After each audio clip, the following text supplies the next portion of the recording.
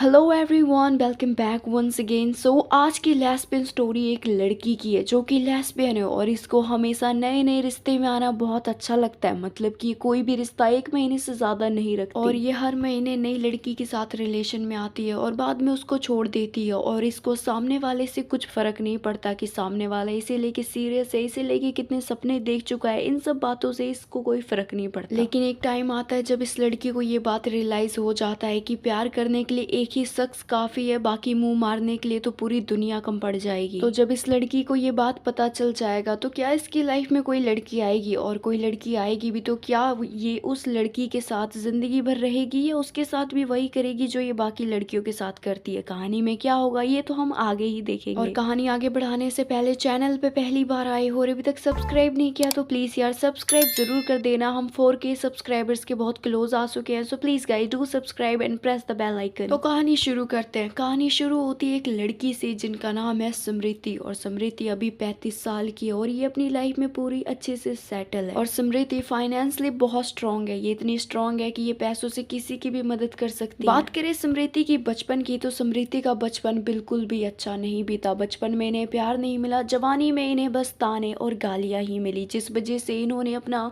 जवानी में ही जब ये 19 साल की थी तो इन्होंने घर छोड़ दिया। मतलब कि ये घर से भाग गई। भागना इनकी मजबूरी थी, ये घर से नहीं भागना चाहती थी। घर से भाग के ये दिल्ली आ गई। दिल्ली आने के बाद कुछ दिन ये फुटपाथ पे रही। उसके बाद इन्होंने कैसे करके एक नौकरी ली और नौकरी करके एक छोटा सा बिजनेस स्टार्ट किया। उस बिजनेस से इन्हें काफ़ी तरक्की मिली, जिस वजह से आज इनकी फाइनेंशियली जो सिचुएशन है वो बहुत स्ट्रांग है। और बस यही अपनी ज़िंदगी की जद्दोजहद लड़ाई में इन्होंने शादी नहीं की। वैसे भी स्मृति का पहले से ही था कि वो शादी नहीं करेगी और एक लड़के के साथ तो बिल्कुल भी नहीं, क्योंकि स्मृति को लड़कियों में इंटरेस्ट था। और जब स्मृति को सबसे ज़्यादा किसी की ज़रूरत थी, मतलब कि एक टाइम आता है ना जब इंसान को उसके पार्टनर की बहुत ज़रूरत होती है, तब उस ज़रूरत में स्मृति के पास उसकी ना ही कोई पार्टनर थी ना ही उसकी फ्रेंड।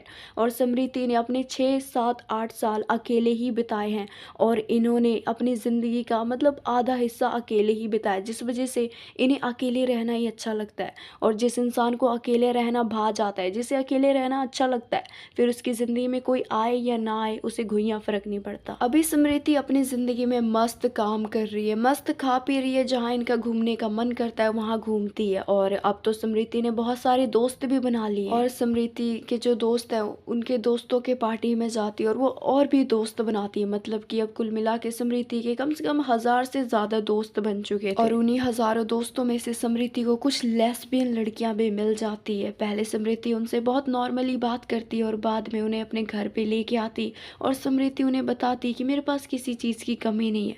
और वो लड़की अगर स्ट्रेट भी होती थी तो स्मृति का पैसा देख के पिघल जाती थी। और वो स्ट्रेट लड़कियां स्मृति को कहती थी कि हाँ मैं भी लेस्बियन हूँ और तुम जो बोलोगी हम वही करेंगे। और स्मृति को लगता था कि हाँ ये लेस्बियन और फिर स्मृति उन लड़कियों के साथ रात गुजारती थी। अब स्मृति के लिए ये सब चीज़ें बहुत नॉर्मल हो चुकी थी, क्योंकि ऐसे कर करके स्मृति ने बहुत सारी लड़कियों के साथ नई नई लड़कियों के साथ रात गुजारी। और अब स्मृति अपनी ज़िंदगी में बहुत ज़्यादा इंजॉय कर रही थी और स्मृति ये सोच रही थी कि काश ये सब चीज़ें मैं बहुत पहले ही करती तो मेरी ज़िंदगी में कोई दुख दर्द नहीं होता। लेकिन स्मृति को ये बात भी बहुत अच्छे से पता थी कि उसकी उम्र अब बढ़ रही है और वो उस उम्र में जा रही है जिस उम्र में इंसान को उसके पार्टनर की ज़रूरत होती है, क्योंकि इंसान पूरी ज़िंदगी अकेले तो बिल्कुल नहीं बिता सकता। जितनी लड़कियों से स्मृति हर रात मिलती थी उन्हीं लड़कियों में से स्मृति सोचती थी कि इसको मैं अपनी गर्लफ्रेंड बना लेती हूँ, शायद ये ज़िंदगी भर साथ दे। लेकिन स्मृति ने अपनी ज़िंदगी में बहुत बुरा देखा, बहुत अच्छा देखा और इन बुरे अच्छे एक्सपीरियंस की वजह से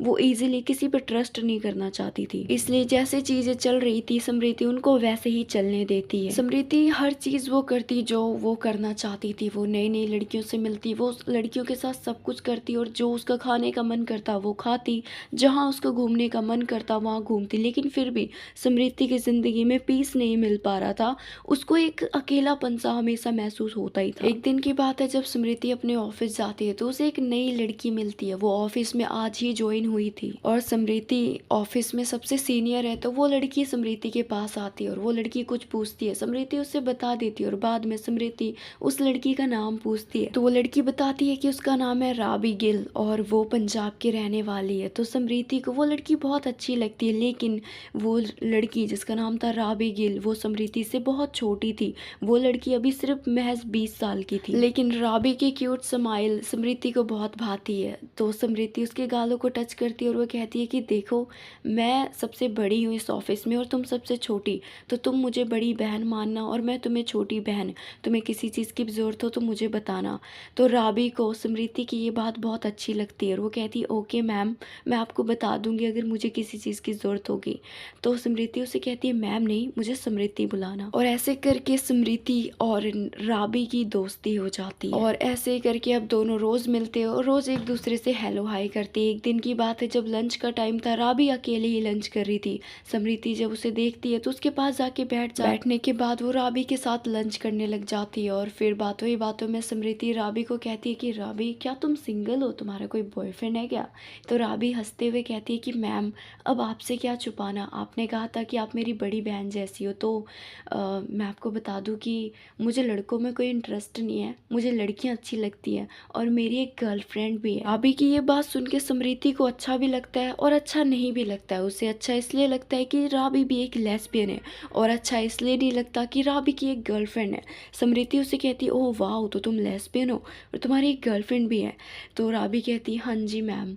फिर समृति कहती है अच्छा, मैं ना तुम्हारी गर्लफ्रेंड से मिलना चाहती हूँ। एक काम करो, रात को तुम दोनों मेरे घर पे डिनर पे आ जाओ, मेरे घर डिनर हो जाएगा और मैं तुम्हारी गर्लफ्रेंड से भी मिल लूँगी। समृति की ये बात सुन के राबी मुस्कुराती है और वो कहती है कि अब मैं आपकी बात कैसे टाल सकती हूँ, ठीक है, रात को मैं मेरी गर्लफ्रेंड के साथ आपके घर आ जाएंगे। तो समृति कहती है ओके डन। फिर शाम हो जाती है, ऑफिस की छुट्टी हो जाती है और राबी अपने घर जाने लगती है। समृति उसे कहती है याद है ना रात का प्लान? तो राबी कहती है हाँ जी याद है, मैं आ जाऊंगी अपनी गर्लफ्रेंड के साथ। फिर समृति अपने घर चली जाती है। वो खाना बनाने की बहुत कोशिश करती है लेकिन वो थक चुकी थी तो खाना नहीं बनाती, वो बाहर से मंगवाती है। खाना बाहर से आता है, वो डाइनिंग टेबल पे बिछा देती है और वो राबी और उसकी गर्लफ्रेंड का इंतज़ार करने लगती है। फिर आधे घंटे के बाद राबी अपनी गर्लफ्रेंड के साथ समृति के घर में एंट्री मारती है। दोनों हाथ पकड़ के अंदर आते हैं और जब समृति उन दोनों को देखती है तो वो दोनों एक परफेक्ट कपल लग रहे थे। समृति राबी और उसकी गर्लफ्रेंड जिसका नाम था सिमरन उससे मिलती है और दोनों को डाइनिंग टेबल पे बिठाती है और एक दूसरे से हालचाल पूछते हैं और नाम पूछते हैं, उम्र पूछते हैं। उसके बाद तीनों खाना शुरू करते हैं और खाते खाते जब समृति उन दोनों को देखती है तो उन दोनों को देख के समृति बहुत इंस्पायर होती है क्योंकि वो दोनों एक आइडल कपल लग रहे थे। आइडल कपल उन्हें कहते हैं जिन्हें देख के हमारा मन करता है कि काश हमारी भी कोई गर्लफ्रेंड होती तो हम भी उसके साथ इन दोनों की तरह ही जिंदगी जीते। समृति देखती है कि वो दोनों एक दूसरे को अपने हाथों से खिला रहे और उन दोनों की आंखों में, दोनों की स्माइल में एक दूसरे के लिए प्यार भर भर के दिख रहा था। उन दोनों को देख के समृति का दिल भर आता है, वो बहुत खुश होती है दोनों को देख के। फिर उन दोनों को छोड़ के समृति बालकनी में आ जाती है और समृति सोचने लगती है कि काश काश मेरी भी कोई परमानेंट वाली होती तो अभी मैं भी उसके साथ बैठ के ऐसे ही खाना खा रही होती। और समृति को ये बात भी अब रियलाइज़ हो चुकी थी कि हर रात नई नई लड़की से मिलना ये ज़िंदगी नहीं है, ये ज़िंदगी जीना नहीं, इसे ज़िंदगी काटना कहते हैं और मुझे ज़िंदगी काटना नहीं जीना है। फिर समृति भगवान को देखती है, मतलब आसमान में देखती है और वो कहती है कि हे भगवान, मेरी ज़िंदगी में भी कोई ट्रू पार्टनर भेज दो, अब मेरे से ज़िंदगी और नहीं काटी जा रही। फिर समृति राबी और उसकी गर्लफ्रेंड सिमरन के पास जाती है। दोनों खाना खा चुके थे, वो दोनों अलविदा लेते हैं और समृति दोनों को खुशी खुशी गेट तक छोड़ के जाती है।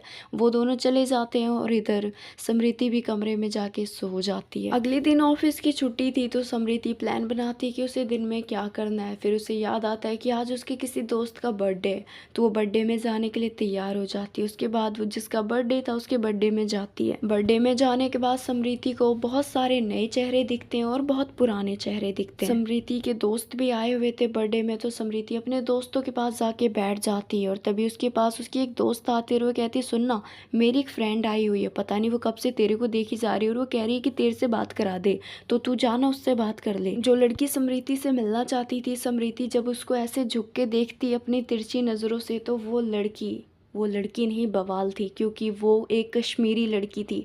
दिखने में इतनी गोरी, बिल्कुल सेब जैसी लाल थी, और उसके करली करली सुनहरे हेयर और उसके पिंक होठ जब स्मृति देखती है तो बस देखते ही रह जाती है। पहली नज़र में उसे बहुत ज़्यादा अटैचमेंट हो जाता है। स्मृति तुरंत उठ खड़ी होती है और उस लड़की के पास जाके हेलो करती है। वो लड़की कहती है कि हेलो, एक्चुअली मैं आपको सोशल मीडिया पे देखती हूँ और मैंने आपको बहुत सारी पार्टी में भी देखा था और मैं आपसे बात करना चाहती थी, लेकिन पता नहीं मौका ही नहीं मिला। लेकिन आज मैंने देखा कि आप खाली बैठे थे तो मैंने सोचा बात कर लूँ। तो स्मृति कहती है ओके, बात करेंगे, लेकिन अपना नाम तो बता दो। तो लड़की कहती है ओह हाँ, नाम तो बताया नहीं। फिर वो लड़की कहती है कि मेरा नाम है नादिया खान और मैं कश्मीर से हूँ। तो स्मृति कहती ओह खान, तो तुम मुस्लिम हो? तो नादिया कहती हाँ मैं मुस्लिम हूँ। क्यों, आप मुस्लिम लड़कियों से बात नहीं करते? तो स्मृति कहती अरे नहीं नहीं, ऐसी बात नहीं है। तो स्मृति की बात सुन के नादिया हंसने लगती है। उसको हंसता देख स्मृति भी हंसती है और ऐसे करके दोनों एक दूसरे से बात करने लगते हैं, इधर उधर की फैमिली और एज वगैरह। नादिया की जो उम्र थी वो 26 साल की थी, तो स्मृति भी उसे अपनी रियल एज बता देती है। तो नादिया को कोई दिक्कत नहीं होता कि स्मृति उससे बड़ी है। फिर स्मृति को भी नादिया में बहुत इंटरेस्ट आ रहा था, वो नादिया से बात करना चाहती थी। तो स्मृति को कहती है कि चलो ना उधर जाके बात करते हैं, उधर कोई नहीं है। तो नादिया भी उसके साथ चली जाती है, कोने में जाके दोनों बातें करते हैं।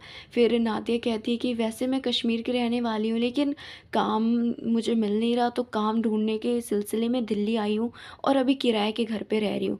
ये सुन के स्मृति कहती अरे तुम किराए के घर पे क्यों रह रही हो? अगर तुम कंफर्टेबल हो ना तो तुम मेरे घर रह सकती हो, क्योंकि मैं ना अकेले रहती हूँ। तो नादिया कहती है कि मैं आपके साथ रह तो लूँगी, लेकिन जिस इंसान से मैं आज मिली हूँ थोड़ी देर पहले, उस इंसान के घर जाके रहूँ, इस चीज़ के लिए तो मेरा दिल मान नहीं रहा। तो स्मृति कहती अच्छा तो आप मुझे बुरा इंसान मानते हो? कम ऑन, मुझे इतने लोग जानते हैं, आप पूछ लीजिए मैं कैसी हूँ। तो नादिया कहती नहीं नहीं, मुझे किसी तीसरे इंसान से पूछने की ज़रूरत नहीं है आप कैसे हो, मुझे पता है कि आप कैसे हो और आप कितने अच्छे हो, मुझे ये भी पता है। तो स्मृति कहती है अच्छा आपको पता है मैं अच्छी हूँ, तो आप मेरे साथ रहने के लिए क्यों नहीं आ रही? आप ये सोच रही हो ना कि मैं किराया ज़्यादा लूँगी, तो सच बताऊँ मुझे आपसे 1 रुपये भी किराया नहीं चाहिए। अपना बस सुबह सुबह मेरे लिए चाय बना देना, मेरे लिए वही किराया होगा। स्मृति की ये बात सुन के नादिया हंसती है और वो कहती ठीक है, मैं कल सुबह आपके घर में शिफ्ट हो जाऊँगी। स्मृति ने तो ऐसे बहुत सारी लड़कियों से बातें की है, लेकिन आज पहली बार ऐसा था कि वो किसी लड़की से बातें की और उसको देख के कुछ भी उसने गलत नहीं सोचा। ये पहली बार था जब स्मृति ने किसी से बात की और स्मृति का दिल धड़का, प्यार के लिए दिल धड़का। स्मृति नादिया की आंखों में देखती है और मनी मन में कहती है कि भगवान कहीं ये वही लड़की तो नहीं है जो लड़की मेरे लिए बनी है, जो जो मेरी पार्टनर है, जो मेरी सोलमेट है। स्मृति को अभी ये तो नहीं पता था कि नादिया उसकी पार्टनर है या क्या है, लेकिन नादिया से बात करके स्मृति को बहुत अच्छा लगा। उसे जिंदगी में ऐसा लग रहा था कि उसे सुकून मिल चुका है। अभी नादिया स्मृति की जिंदगी में आई भी नहीं थी और अभी से ही स्मृति को सुकून मिलना चालू हो गया। खैर दोनों बहुत सारी बातें करते हैं और एक दूसरे को नंबर भी दे देते हैं और दोनों पार्टी से घर चले जाते हैं। घर जाने के बाद स्मृति नादिया को बहुत मिस कर रही थी, उसकी बातों को, उसकी आवाज़ को सुनना चाहती थी, इसलिए स्मृति उसे कॉल कर देती है और दोनों कॉल पे भी घंटों घंटों एक दूसरे से बातें करते हैं। और नादिया जैसे स्मृति को इम्पोर्टेंस दे रही थी, जैसे उसके साथ बातें कर रही थी, उसकी बातों से लग रहा था कि नादिया भी स्मृति को पसंद करती है। और अगला दिन आता है और आज स्मृति बहुत एक्साइटेड थी क्योंकि उसके घर में नादिया जो आने वाली है। और कुछ देर वेट करने के बाद नादिया अपने सामान पैक करके, सारा सामान लेके स्मृति के घर आ जाती है। और जब सुबह सुबह स्मृति नादिया को देखती है तो स्मृति का मन करता है कि वो दौड़ के जाके नादिया को गले लगा ले, लेकिन फिर वो सोचती है कि वो किस हक से नादिया को गले लगाएगी, इसलिए स्मृति नादिया को गले नहीं लगाती। वो नादिया का अंदर वेलकम करती है, उसे चाय पानी पिलाती है और दोनों एक दूसरे से बहुत सारी बातें करते हैं, खाना भी खाते हैं और दोपहर की नींद लेने के लिए दोनों एक ही बेड पे लेट जाते हैं। और जब दोनों एक ही बेड पे लेटे हुए थे तो नादिया स्मृति की तरफ मुंह कर देती है और स्मृति भी नादिया की तरफ मुंह कर देती है। दोनों एक दूसरे से कुछ कह नहीं रहे थे, कमरे में पूरा सन्नाटा छाया हुआ था, पूरी खामोशी थी और बस दोनों एक दूसरे को देखे जा रहे थे। फिर कुछ देर के बाद नादिया कहती है कि स्मृति क्या तुम सिंगल हो? तो स्मृति कहती हाँ सिंगल हूँ, तभी तो घर में अकेली रह रही हूँ। तो स्मृति कहती है कि तुम्हारा तो पक्का कोई बॉयफ्रेंड होगा ना, क्योंकि तुम इतनी खूबसूरत खूबसूरत हो यार, इतनी खूबसूरत लड़कियां सिंगल थोड़ी होती हैं। तो नादिया हंसते हुए कहती है नहीं नहीं स्मृति, ऐसा बिल्कुल भी नहीं है, मैं तो बिल्कुल सिंगल हूँ। और वैसे भी हमारे यहाँ ना लव मैरिज के बाद होता है, और वैसे भी मुझे ना इन प्यार मोहब्बत में कोई दिलचस्पी नहीं है। लेकिन हाँ, अगर कोई आपके जैसा इंसान मिलेगा तो मैं ज़रूर उसके साथ रिश्ते में आने का सोचूंगी। तो समृति कहती है मेरे जैसा इंसान का क्या मतलब है? तो नादिया कहती है मतलब आप जैसा इंसान, आप कितने अच्छे हो ना, एक अनजान शख्स की इतनी अच्छे से उसकी मदद की, उसे रहने के लिए घर दे दिया। जो एक अनजान शख्स की इतनी अच्छी मदद करता है, उसकी इतनी केयर करता है, वो अपने पार्टनर की कितनी केयर करेगा। तो मुझे पार्टनर चाहिए ना, तो आपके जैसा ही चाहिए। नादिया की बात सुन के समृति कहती है कि नादिया मेरे जैसा तो कोई नहीं है, एक काम करो मुझे ही अपना पार्टनर बना लो। समृति की ये बात सुन के नादिया बहुत शर्माती है, वो इतना शर्माती है कि शर्माते शर्माते बेड से गिर जाती है। उसके बाद वो कमरे से बाहर चली जाती है, और समृति को ऐसा लगता है कि उसकी ये बात सुन के नादिया नाराज हो गई। तो समृति तुरंत कमरे से बाहर जाके नादिया को मनाती है, उससे माफी मांगती है, और वो कहती है कि नादिया मुझे माफ कर दो यार, मैंने जो भी बोला मजाक वे में बोला, मेरा कहने का वो मतलब नहीं था। तो नादिया कहती है अरे नहीं नहीं, सच बताऊं तो आपने जो भी बोला ना, मैं वही सुनना चाहती थी। तो समृति कहती है क्या मतलब है तुम्हारा? तो नादिया कहती है कि सच बताऊं, मुझे आप जैसा कोई नहीं चाहिए, मुझे आप ही चाहिए। और आपको क्या लगता है समृति कि मैंने आपको अचानक से देखा किसी पार्टी में? नहीं, मैं तो आपको बहुत सालों से सोशल मीडिया पे फॉलो करते आ रही हूँ, और आप जिस भी पार्टी में जाते थे मैं अपने दोस्त से पूछ लेती थी, और मैं कैसे भी अरेंज करके उस पार्टी में जाती थी। मैं बहुत महीनों से आपको प्रपोज करने की सोच रही थी, लेकिन मेरे अंदर हिम्मत ही नहीं हो रही थी। लेकिन कल जब आपको देखा तो आपसे बात करने का बहुत मन किया, और देखो ना, कल आपसे बात तो हुई, साथ में आपका नंबर भी मिल गया। शायद खुदा ने आपको मेरे लिए ही बनाया है, और मेरे को आपके लिए, तभी तो हमारी सिर्फ बात ही नहीं हुई, आपको भी मेरे से प्यार हो गया। सच बताना स्मृति, आप मुझे पसंद करते हो ना? तो स्मृति भी शर्म के मारे अपनी नज़रें नीचे कर लेती है, और वो कहती है कि हाँ नादिया, जब मैंने तुम्हें देखा था ना, पता नहीं क्यों मेरे दिल में घंटी बजी, मेरा दिल बहुत तेज धड़कने लगा था। ऐसा मेरे साथ कभी नहीं हुआ, जब तुम्हें देखा तो पहली बार ऐसा हुआ, ऐसा लगा कि किसी बेजान में जान आ गई हो। उसकी ये बात सुन के नादिया समृति को गले लगा लेती है, और दोनों एक दूसरे की आंखों में देखते हैं। उसके बाद दोनों एक दूसरे के होठों को चूम लेते हैं, और ये दोनों एक दूसरे को पहला किस करते हैं, और दोनों की लव स्टोरी शुरू हो जाती है। दोनों के बीच में बहुत गहरा संबंध बन चुका था, दोनों के बीच में प्यार की नदियां बहने लगी थी। दोनों कमरे में जाते हैं और एक दूसरे को बस देखते रहते हैं, और एक दूसरे को शुक्रिया अदा करते हैं एक दूसरे की जिंदगी में आने के लिए। और फिर स्मृति कहती है अच्छा ठीक है, कहीं बाहर घूमने चलते हैं, कॉफी भी पी लेंगे। तो नादिया कहती है हाँ चलते हैं ना।